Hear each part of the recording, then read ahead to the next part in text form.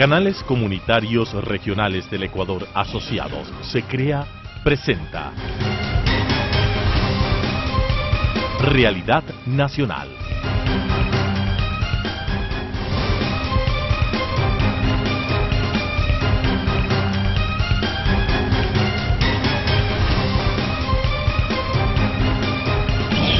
Televidentes, un placer una vez más dirigirnos a ustedes.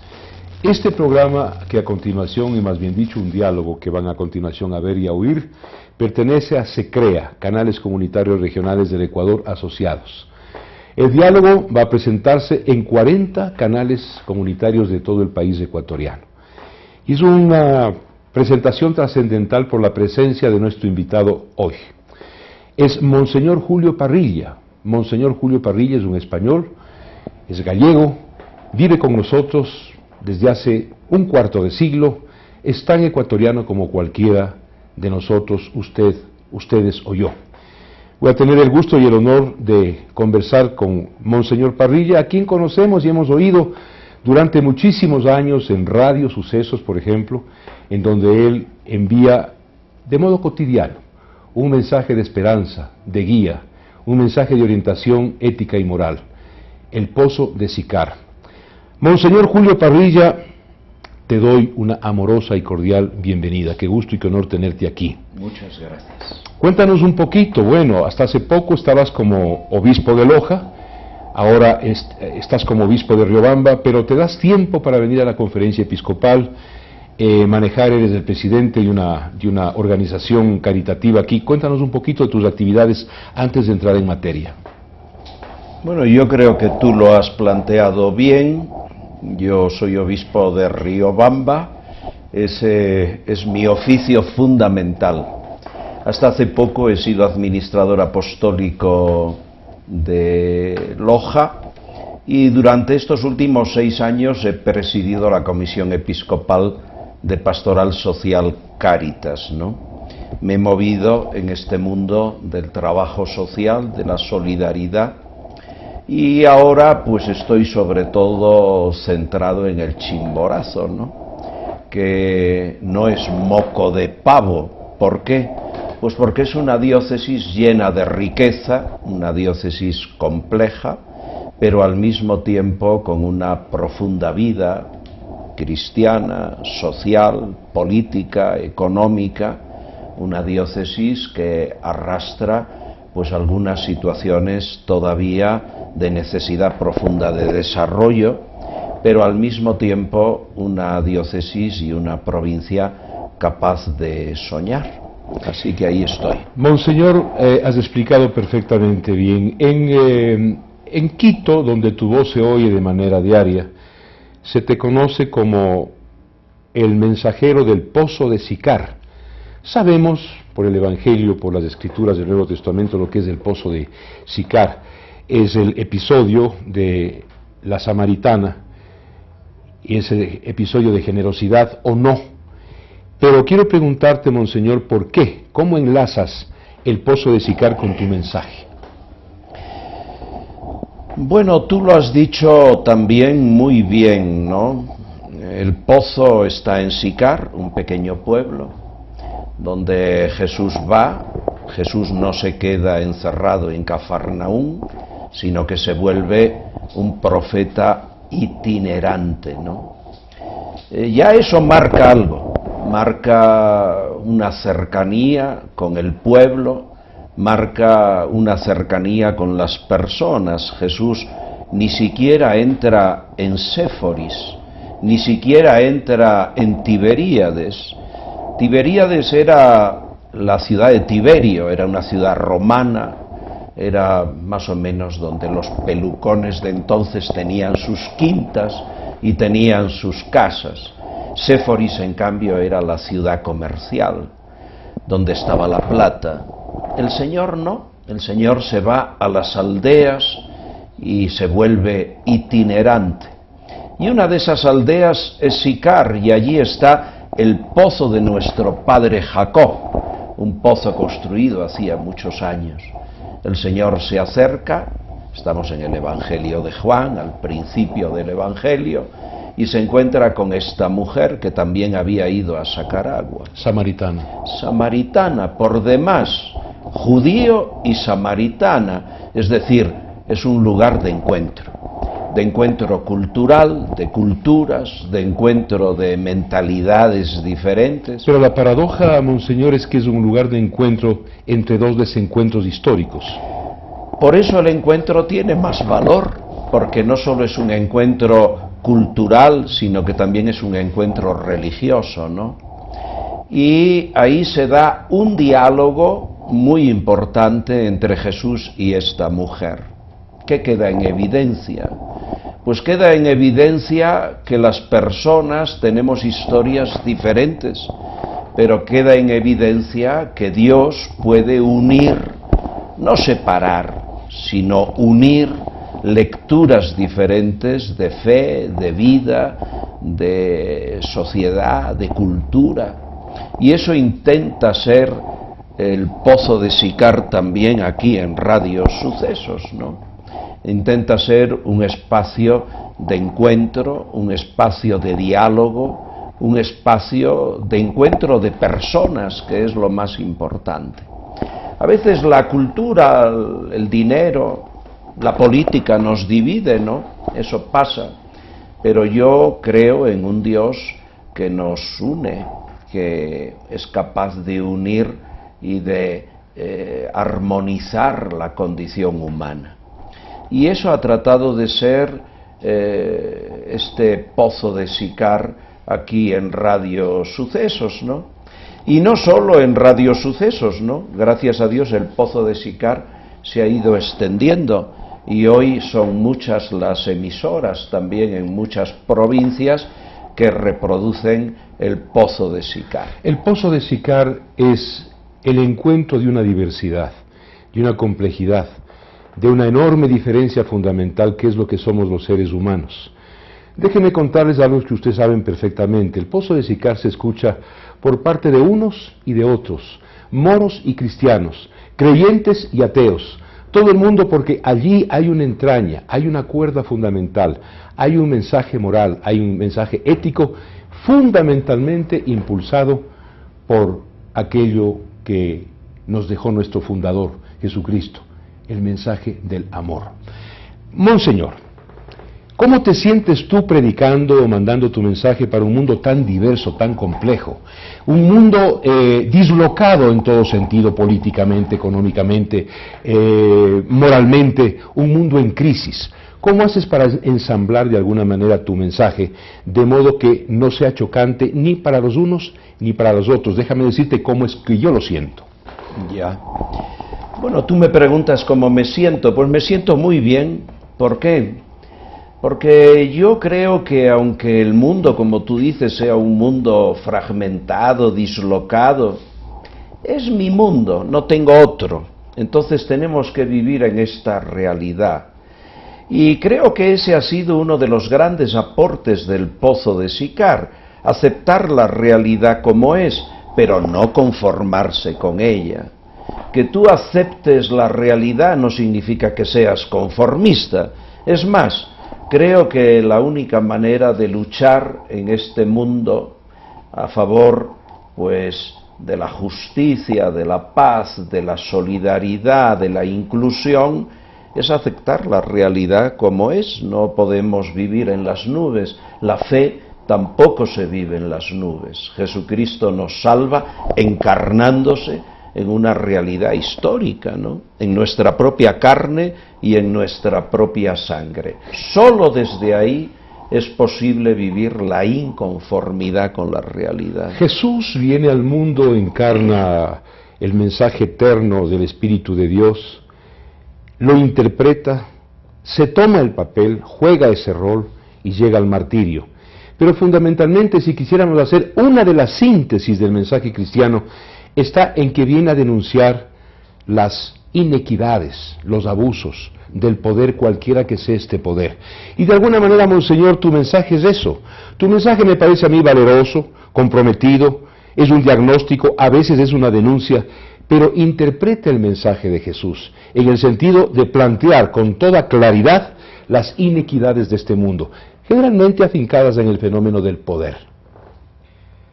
Bueno, verás, cuando uno anuncia algo, en la medida en que anuncia, ya está denunciando. Y yo creo que la vida humana pasa necesariamente por esta crítica. Ser crítico no es malo, ser crítico es muy bueno. Los que hemos estudiado filosofía, pues somos siempre un tanto críticos, porque la crítica del conocimiento forma parte también de esta búsqueda de la verdad. Entonces, yo he procurado ser siempre amablemente crítico, lo suficientemente amable para que se entienda que yo no voy contra ninguno, pero lo suficientemente crítico para que se entienda que yo voy a favor de la persona humana, ¿verdad? No tocas personas, monseñor, no, pero tocas principios fundamentalmente. Y comportamientos, ¿no? Y comportamientos.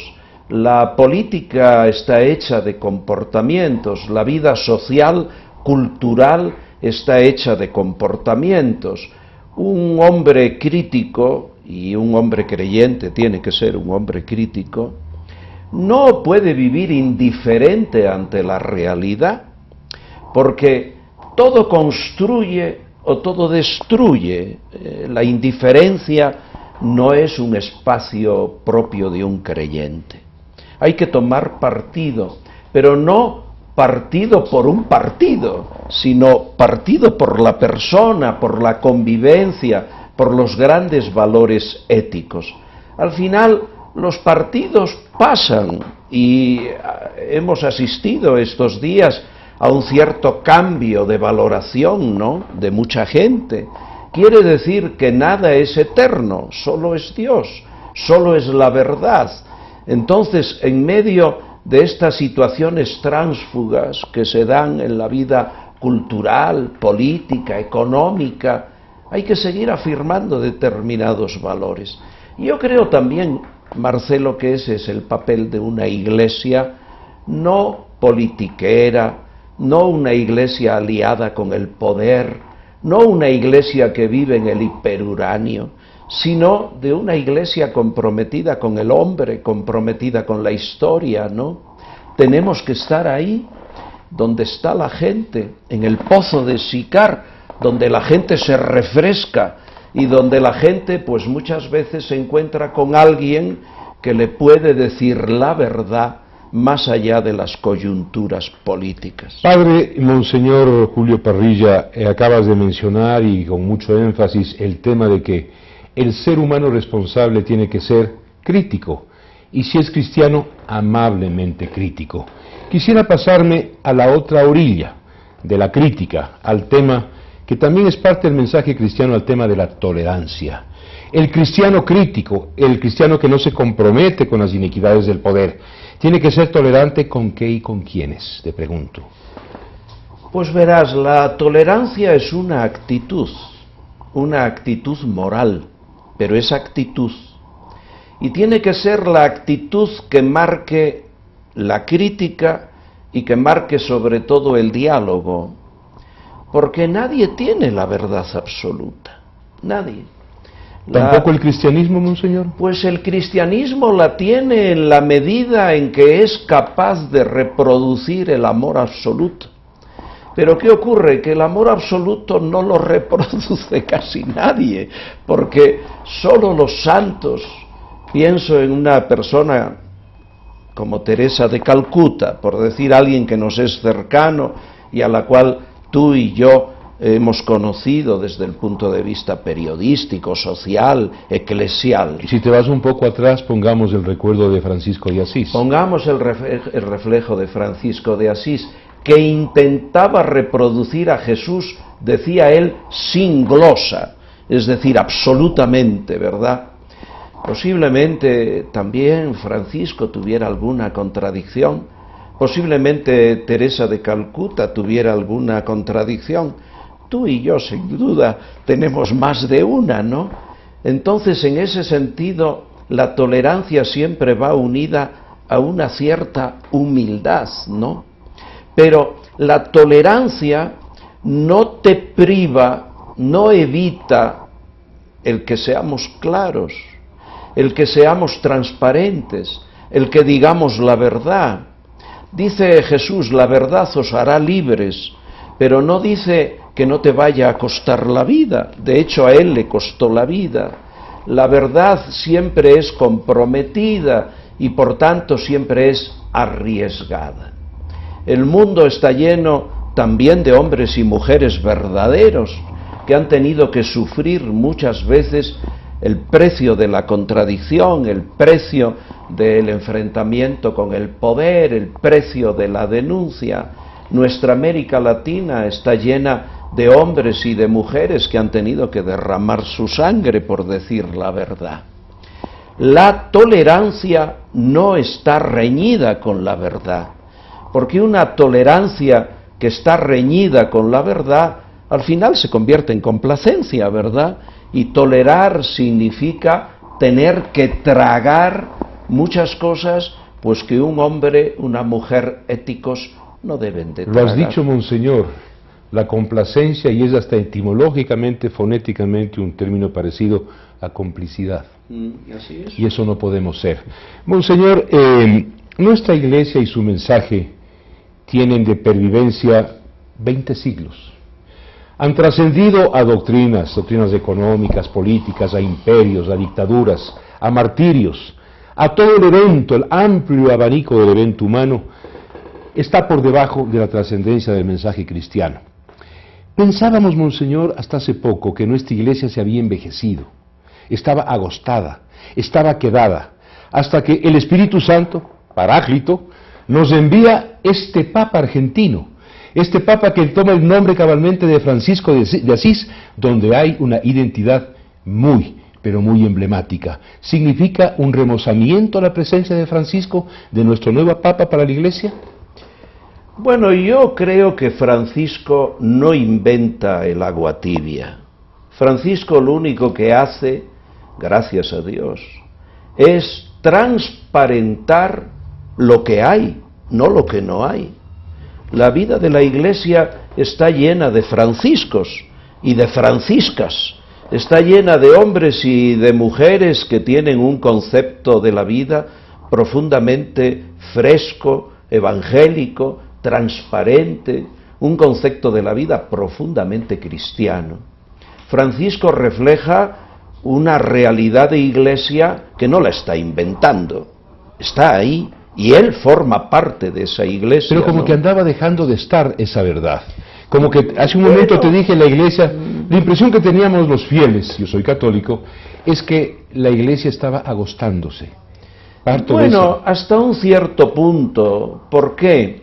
Porque esa imagen de la Iglesia a veces también es una imagen muy sectorizada, a veces una imagen muy manipulada, a veces una imagen muy focalizada por determinados intereses, por determinados medios, por determinados lobbies. Es decir, es también una imagen de la Iglesia que en un cierto momento puede ser privilegiada desde determinados intereses. También es verdad que los escándalos no son una invención, la pederastia estaba ahí, determinadas visiones económicas de la Iglesia estaban ahí. Te pregunto, monseñor, a propósito de que mencionas las falencias de la Iglesia, que las ha tenido históricamente, porque no solamente ha habido franciscas y franciscos, ha habido también los de la otra orilla. Te pregunto, padre, ¿por qué razón cuando se trata de la Iglesia, las falencias financieras, económicas, sus inequidades, la pedofilia, la pederastia, se magnifican a nivel del escándalo, cuando están presentes en todo el evento humano? Te pregunto. Bueno, pues porque primero no todo el mundo se ubica ante la Iglesia con suficiente amor y libertad. También la Iglesia representa una ética que no es agradable para todo el mundo. En forma anecdótica alguien me decía, si en el mundo se aplicara la moral de la Iglesia respecto a determinados temas, a lo mejor unas cuantas farmacéuticas quebraban, ¿no? Quiero decir que no todo el mundo acepta la moral cristiana como una moral que tenga que primar en las relaciones humanas. Porque es un desafío. Un desafío muy grande. Eso por un lado, ¿verdad? Por otro lado, pues también ocurre que si alguien tiene que dar buen ejemplo, es la Iglesia, y somos los creyentes. Es decir, no puedes ser cristiano y decir que todo vale.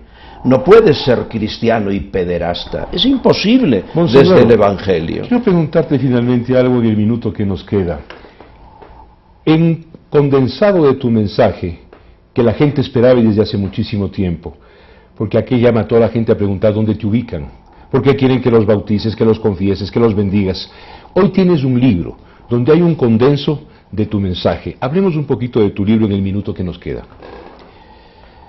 Bueno, pues así como in illo tempore José Fernando Najas, que es un bandido, pues llamó a la puerta de Iñaquito para empezar este programa del Pozo de Sicar, pues la gentita del club de lectores, que aparte de olfato bíblico, pues también tienen olfato comercial, pues llamaron también a la puerta. ¿En cuál de los dos te inscribes, monseñor? Bueno, yo fundamentalmente tengo olfato gallego. O sea, de los dos. Olfato gallego. Entonces tú sabes que en la vida hay que caminar siempre con dos patas, con la pata de los ideales y con la pata del realismo. Y yo siempre he procurado poner en relación idealismo y realismo, porque el idealismo, si no lo aplicas a la realidad, acabamos viviendo en las nubes. ¿Cómo se llama tu libro, monseñor? Pues se llama Reflexiones junto al Pozo de Sicar. Entonces es un libro que recoge, pues yo creo que unos 150 segmentos del Pozo de Sicar. ¿Los escogiste cómo? ¿Con qué parámetros? Bueno, aquellos que fueran un poco atemporales, en el sentido no de vivir fuera del tiempo, sino en el sentido de que reflejaran planteamientos, inquietudes, etcétera, que sean universales, que no se ciñan a una coyuntura política, económica, social, cultural, un valor permanente, que le den un valor más amplio al libro, ¿verdad? Ha sido en ese sentido revisado, pulido en cuanto al lenguaje, en el sentido de que también sea un libro amable para leer en la cama, en el autobús, en un momento de tomar un café, es decir, que sea un instrumento que nos permita llegar al hombre común, ¿no es verdad? Monseñor, no es mi intención que la religión, la teología, que tú mismo vayas a pisar en campo minado. Es decir, que te metas con la política, que te metas con la ideología, no es esa mi intención, pero tengo que preguntarte algo muy puntual. Está como de moda, monseñor Parrilla, juzgar la conducta social, la conducta del grupo, la conducta individual, aparte de la moral. El propio Carlos Marx, Engels y sucedáneos dijeron que la moral es proteiforme, que la moral es producto del ser social y que va cambiando a lo largo de la historia. Y hoy se aceptan comportamientos, conductas, hábitos que a nosotros los cristianos nos resultaban anómalos. La pregunta concreta es, ¿la moral es eterna, es permanente o es cambiante? Bueno, yo creo que hay principios morales que pertenecen a la dignidad de la condición humana, ¿verdad? Eso es inmutable. El hombre es siempre hombre, la persona es siempre persona. La dignidad de la persona tiene que iluminar nuestro comportamiento. Otra cosa es la aplicación de la moral a determinadas realidades y situaciones que evidentemente cambian, pero en ese cambio no nos podemos atolondrar. Tú no puedes pensar que todo es relativo por el cambio. El hombre no es relativo, la dignidad de la persona no es relativa, El bien común no es relativo. Son principios que siempre están ahí. La superficialidad de la vida humana pues hace muchas veces que el cambio en sí mismo dicte los comportamientos y las valoraciones, y no te das cuenta que debajo de esas corrientes pues está siempre un hombre, está siempre la persona. De tal manera que hay valores permanentes que pertenecen a la moral y a la Así ética. es, lo que hoy ha hecho la cultura dominante, pues ha hecho caer la mentalidad y la moral humana en un relativismo que se justifica a sí mismo. Pero claro, ese relativismo nos lleva a negar la dignidad del hombre.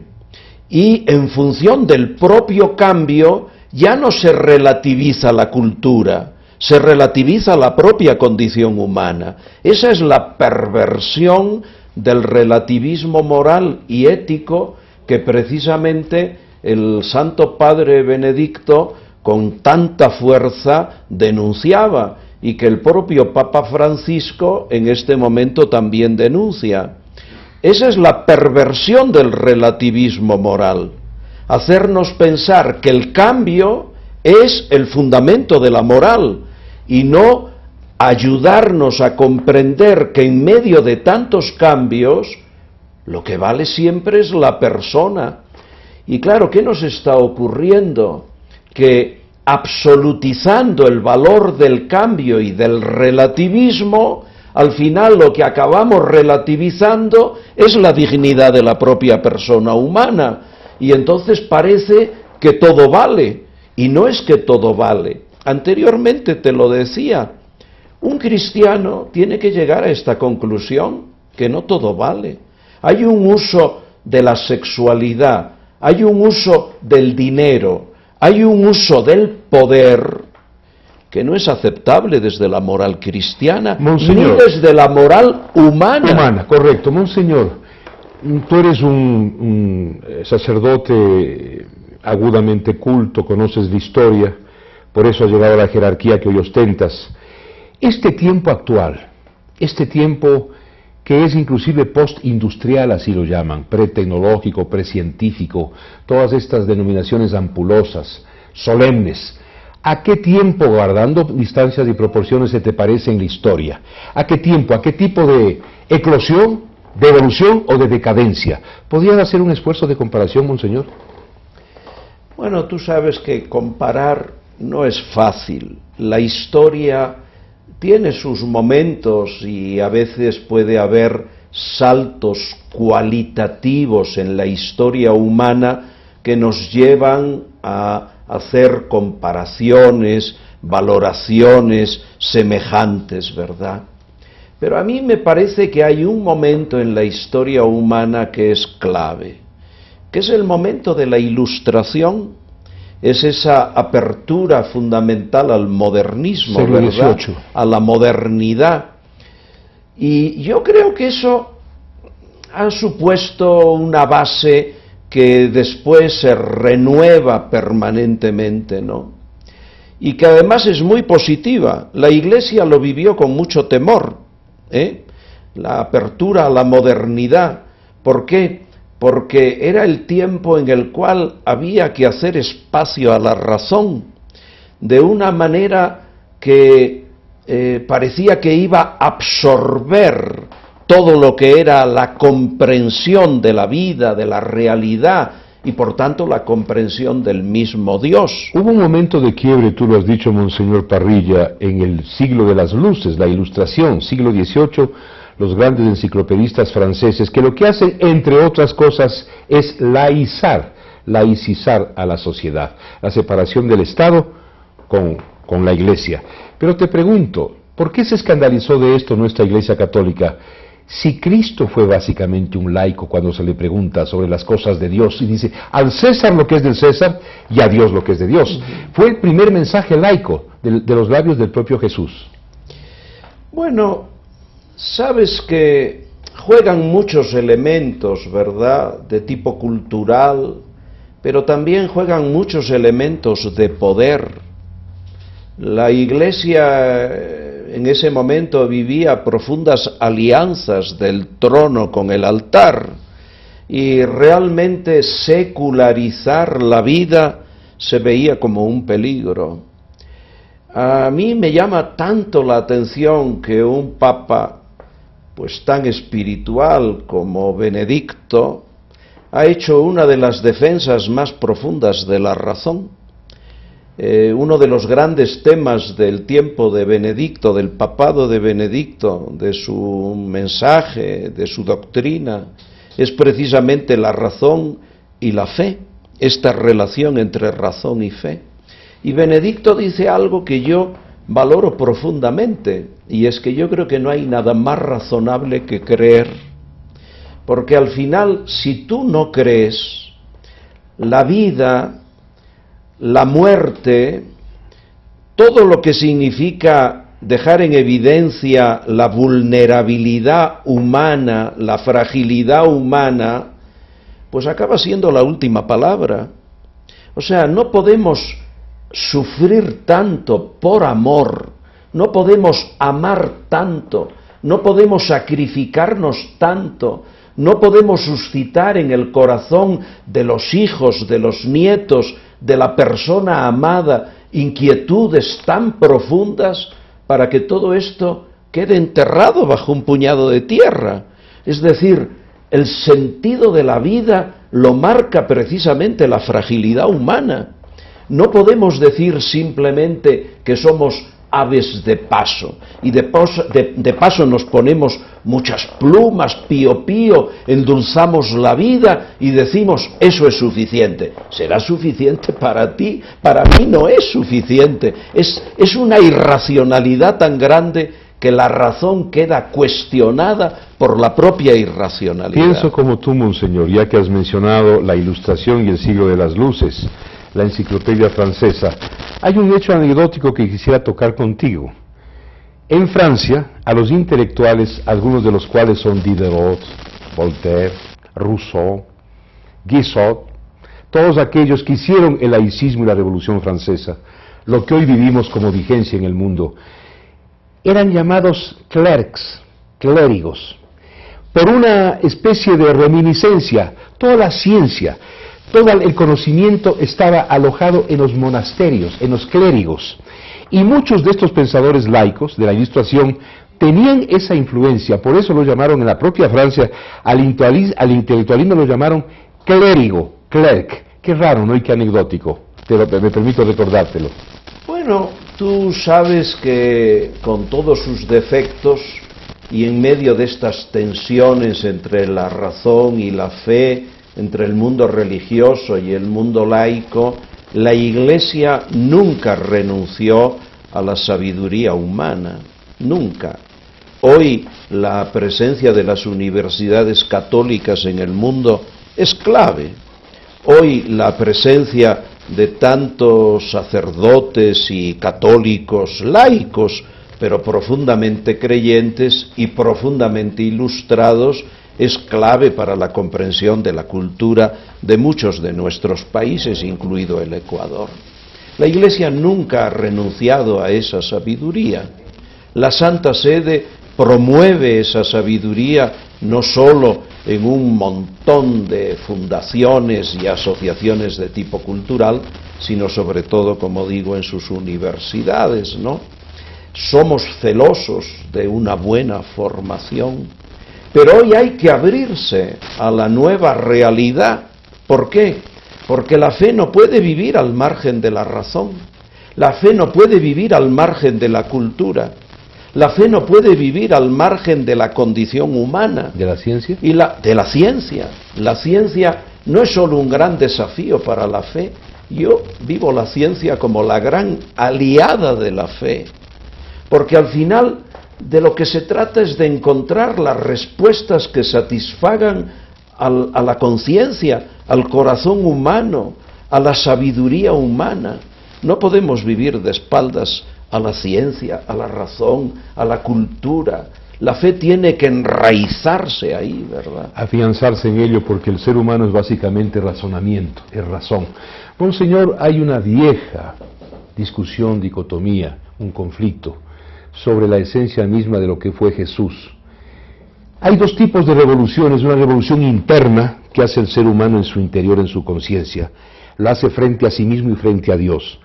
Probablemente es la más difícil de las revoluciones. Y hay una revolución corporativa, grupal, ¿no es cierto?, solidaria, social, ideológica, si tú quieres. ¿Qué fue Jesús? ¿Fue un revolucionario de lo interior o fue un revolucionario social? Lo que pasa es que esas dicotomías son muy propias de nuestro razonamiento, ¿no? Podemos dividir la realidad, pero al final la realidad es una, y Jesús es uno.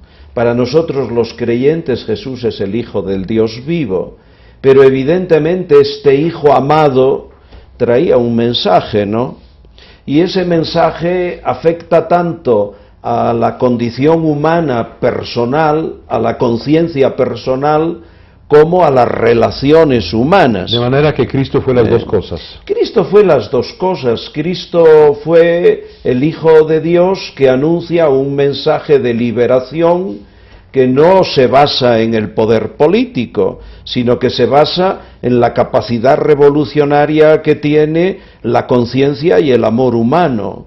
Quizá muchos se decepcionaron, pensaban que de las montañas bajaría un guerrillero dispuesto a darles en la cabeza a los romanos. Eso era el mesianismo clásico. Ese era el mesianismo judío de una liberación fundamentalmente política y social, pero resulta que se encuentran con un hombre que, aparte de ser él profundamente manso y humilde de corazón, predica que lo único que cambia al hombre en su interior, pero lo único que cambia también las relaciones humanas, es la capacidad de amar y de dar la vida. ¿Qué es primero, y monseñor? Claro, eso es muy complicado. Es complicado, y por tanto mi pregunta, como sería muy simplona o simplista, ¿qué es primero, qué es prioritario, qué antecede a qué?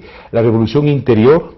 ¿Somos producto de un ser individual o somos producto de un ser social? Ya. Bueno, yo creo que ahí hay que introducir un elemento importante, que es el elemento de la dialéctica, ¿verdad? Una cosa es dialéctica respecto de otra cuando ambas se influyen mutuamente, ¿no? Entonces, no se pueden dar estos cortes, estos tajos, no solo en la reflexión, sino sobre todo en la experiencia humana.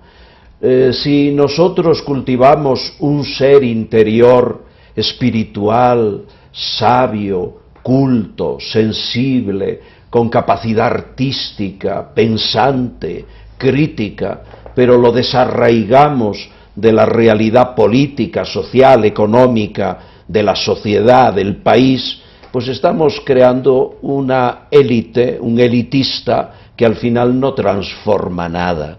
Y lo mismo, ¿no? Si nosotros queremos crear una realidad social, política, incluso revolucionaria, pero al final no somos capaces de crear ciudadanos, hombres y mujeres comprometidos con la verdad, sino simplemente consumidores, pues entonces al final le estamos quitando el alma a la revolución, y al final las revoluciones simplemente son un toma y daca y una manera de comercializar la vida. Bien dijiste, monseñor, el ser humano es fundamentalmente un ente dialéctico. Y este es un viejo término que corresponde a un viejísimo, a un antiquísimo hábito. El ser humano es una conjunción compleja del yo con el yo de los demás. Ya lo planteaba Aristóteles. Aristóteles, que fue comprendido perfectamente por Santo Tomás y lo recogió en su Suma Teológica, como bien sabemos, monseñor. Así es. Qué gusto haberte tenido aquí, monseñor, qué honor. Podríamos hablar de muchísimas cosas más. Pues sí, porque tú sabes que en la vida hay que hablar de las cosas que nos preocupan, pero también tenemos muchas veces que ir un poquito más allá y tratar de profundizar en las inquietudes más profundas, culturales, éticas, morales.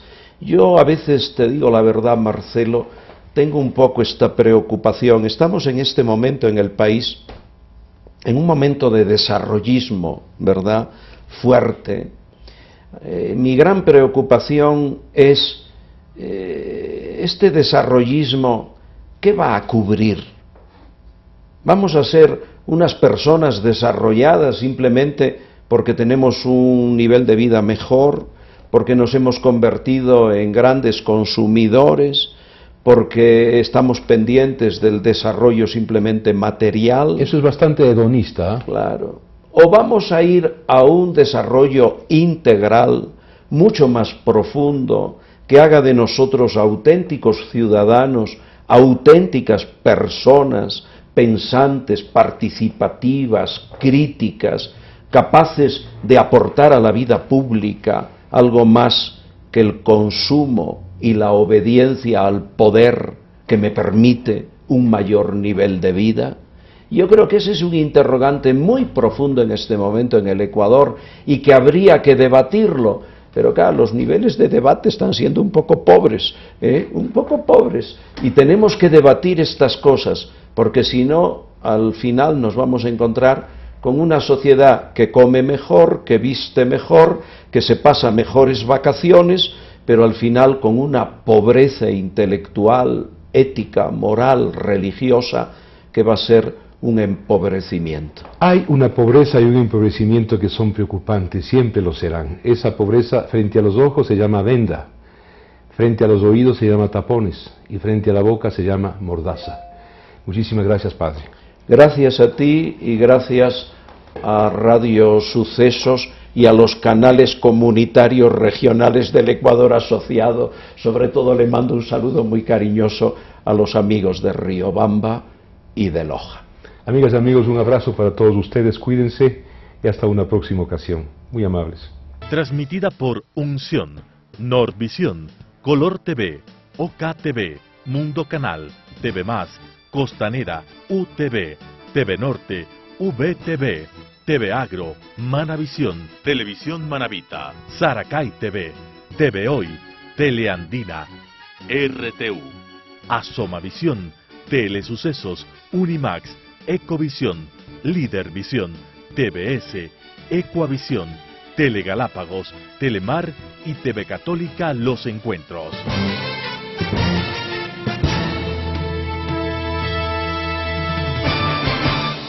Canales Comunitarios Regionales del Ecuador Asociados, SECREA, presentó Realidad Nacional.